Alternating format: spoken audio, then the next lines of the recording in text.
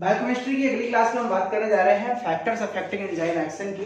Biochemistry B pharm first year second semester और D pharm first year का subject है। Unit number 5 पढ़ रहे हैं हम लोग बायोकेमिस्ट्री। इससे पहले लेक्चर्स आपने देखे। तो आज की क्लास में बात करने जा रहे हैं फैक्टर्स अफेक्टिंग एंजाइम एक्शन, यानी कि एंजाइम जो होता है आपको पता है क्या काम करता है बॉडी में। कैटलिस्ट है, बायो कैटलिस्ट है। जितने भी केमिकल रिएक्शन होते हैं बायोकेमिकल रिएक्शन उसको इनहांस करता है या रिड्यूस करता है। ठीक है, अब इस पे क्या होता है, 5 ऐसे फैक्टर्स होते हैं जिसपे एंजाइम का एक्शन अफेक्ट करता है। वो यानी एक्शन बढ़ भी सकता है और घट भी सकता है। यानी कि फैक्टर का मतलब क्या होता है कि जिन कारकों पर आपका जो एक्शन है वो प्रभावित हो। ठीक है, उसे कहते हैं फैक्टर्स अफेक्टिंग। तो कुल 5 है। Temperature, concentration of substrate, concentration of enzyme, pH range and activators and inhibitors. ठीक है, तो पहली बात करेंगे टेम्परेचर की। देखिए टेम्परेचर क्या है, आपको पता है कि हमारा जो अमीन प्रोटीन है, सॉरी एंजाइम है, वो किसका बना है, प्रोटीन का। और प्रोटीन क्या होते हैं, उसमें होते हैं पॉलीपेप्टाइड लिंकेज। और आपको पता है कि जब प्रोटीन को या हाई टेम्परेचर पे रखा जाता है तो वो डीनेचर हो जाता है, खराब हो जाता है।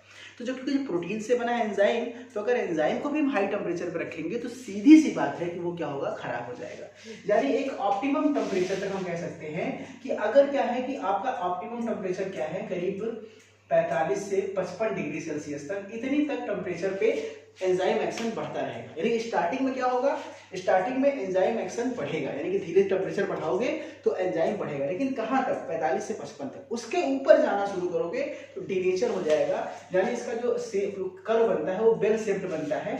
हम कैसे कह सकते हैं, यहाँ पे हम कह सकते हैं टेम्परेचर। ठीक है, यहाँ पे एंजाइम एक्शन की बात कर रहे हैं।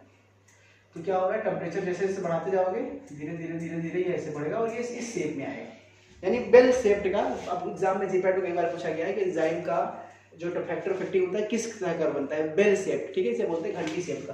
तो बेल शेप में क्या होता है कि ये जो होता है यहाँ पे करीब हम 50 मान लेते हैं और यहाँ 0 है, ऊपर जाकर 100 आते हैं। जैसे जैसे टेम्परेचर बढ़ाओगे 50 डिग्री तक, पहले तो ये डायरेक्टली प्रोपोर्शनल है, यानी एंजाइम जो है, जो उसका एक्शन है वो टेम्परेचर के डायरेक्टली प्रोपोर्शनल है। कब तक, अप टू ऑप्टिमम तक, यानी इसको बोलते हैं ऑप्टिमम, यानी जहां तक मैक्सिमम हो जाए। लेकिन उसके बाद अगर बढ़ाना शुरू करोगे तो एंजाइम जो होता है वो टेम्परेचर के इनवर्सली प्रोपोर्शनल हो जाता है। यानी कि जैसे जैसे टेम्परेचर बढ़ाओगे एंजाइम का एक्शन ऑटोमेटिक घटना शुरू हो जाएगा, क्योंकि प्रोटीन डीनेचर स्टार्ट हो जाते हैं। तो हम कैसे लिख सकते हैं इसको, अगर अपनी भाषा में लिखना चाहें तो कि the temperature is a very important factor for the enzyme action because the enzymes are made up of proteins and they becomes denatured, deactivated at high temperature.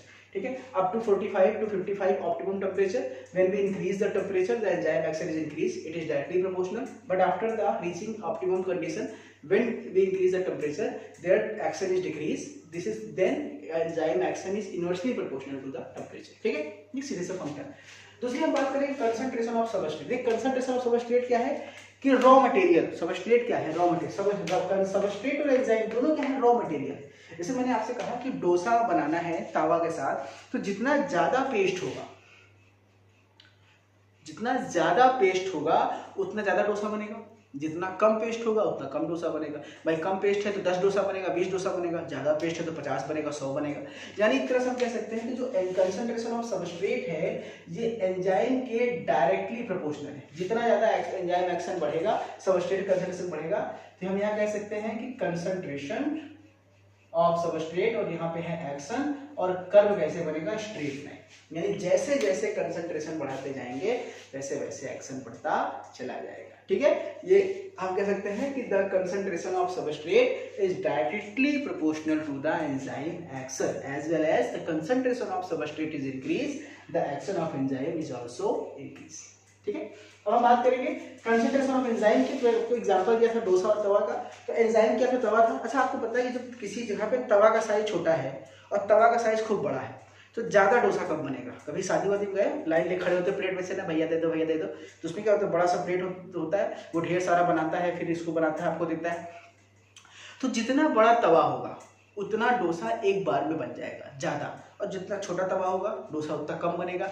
In that case में कि एंजाइम भी अगर ज्यादा होगा तो इसका भी curve कैसे बनेगा, इसका भी कर्व ऐसे बनेगा। यहाँ कंसंट्रेशन ऑफ एंजाइम और यहाँ पे एक्शन, और दिस इज द सेम। यही कर्व बनेगा जो उसके साथ, यानी जितना बड़ा आपका एंजाइम होगा, जितना ज्यादा कंसंट्रेशन ऑफ एंजाइम होगा, एंजाइम एक्शन उतना ही ज्यादा आएगा। सीधी सी बात है, मैंने ना तो तवे का साइज बढ़ा दो तो इसमें क्या कर सकते हैं, the enzyme and substrate both are very important for the chemical reaction या the action as well as the concentration of enzyme is increase, they bind with the more number of substrate, यानी वो ज्यादा डोसा बनाएगा, in that case the action of enzyme action is decrease increase sorry, it is directly proportional. क्या हम कह सकते हैं, it is directly proportional. अगला है friend pH range. PH range का भी ग्राफ कैसे बनेगा, ये भी सिग्मॉइड बनता है। आपको पता है कि करीब 4.5 से 5.5 4.4 टू 4.5 के रेंज में पीएच तक में सबसे अच्छा काम करता है आपका एंजाइम, और जैसे जैसे पीएच की वैल्यू बढ़ती जाती है उसका काम घटने लगता है, और पीएच कम रहता है, एसिडिक रहता है तो भी घटने लगता है। यानी हम यहाँ पे कह सकते हैं पीएच रेंज एक्शन, या फिर यहाँ पे हम एक्शन कर लिया, यहाँ पे पीएच रेंज कर ले रहे हैं, और ये समथिंग ऐसे जैसे यहाँ पर ना सिग्मॉइड से यहाँ पे बनेगा, यहाँ पे हम मान लेते हैं 5 और यहाँ पे हो गया 14, यहाँ पे हो गया 0 1, ठीक है। तो जैसे जैसे 5 से कम रहेगा तो एक्शन बढ़ेगा, जैसे जैसे बढ़ाओगे और पीएच और बढ़ा दोगे तो फिर एक्शन घटने लगेगा। सेम जैसा ये था सिग्मा शेप्ड कर्व है, यानी bell shaped curve, sorry sigma नहीं है बेल है, यानी enzyme is directly proportional to pH up to optimum pH and inversely proportional to the pH after the optimum pH, ठीक है। ये बस आफ्टर और बिफोर के पहले की बात है, तो उसमें पहले बढ़ेगा और फिर बाद में घटना शुरू हो जाएगा। बात करेंगे एक्टिवेटर्स और इमिटर्स की। एक्टिवेटर्स क्या होते हैं, एक तरह से देखा जाए तो एक्टिवेटर्स जो रेट ऑफ रिएक्शन को बढ़ाते हैं, और इनिबिटर्स जो होते हैं जो रेट ऑफ रिएक्शन को घटाते हैं। तो नाम से ही लग रहा है कि एक्टिवेटर्स रेट ऑफ रिएक्शन को बढ़ाएंगे तो एंजाइम एक्शन बढ़ेगा, और इनिबिटर्स क्या होते हैं, रेट ऑफ रिएक्शन को घटाएंगे तो एंजाइम एक्शन घटेगा। यानी हम यहाँ पे अगर इस तरह से ग्राफ बनाएं, दिस इज एक्शन, यहाँ पे एक्टिवेटर, तो ये इस तरह से कर्व जाएगा, यानी कि एक्शन डालने पे बढ़ेगा।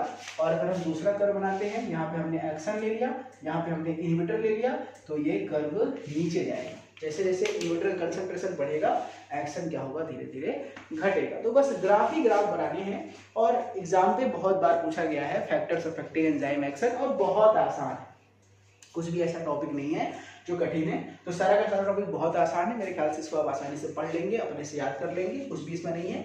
और इसके बाद नेक्स्ट टॉपिक है हमारा माइकलिस मेंटेन इक्वेशन, बहुत इंपॉर्टेंट है, लोग कंफ्यूज होते हैं, कर नहीं पाते, गारंटी देता हूँ एक बार में याद हो जाएगा। माइकलिस मेंटेन इक्वेशन पढ़ेंगे, फिर हम लोग पढ़ेंगे एंजाइम इनहिबिशन, कितने प्रकार के होते हैं ना आपको पता होगा, एंजाइम इनहिबिशन पढ़ेंगे। उसके बाद हम लोग पढ़ेंगे कुछ आइसोएंजाइम के एग्जाम्पल्स हैं। तो ये हमारा दो लेक्चर में हम लोग यूनिट 5 बायोकेमिस्ट्री खत्म करने वाले हैं। ऑलमोस्ट सिलेबस आपका खत्म है। Thank you.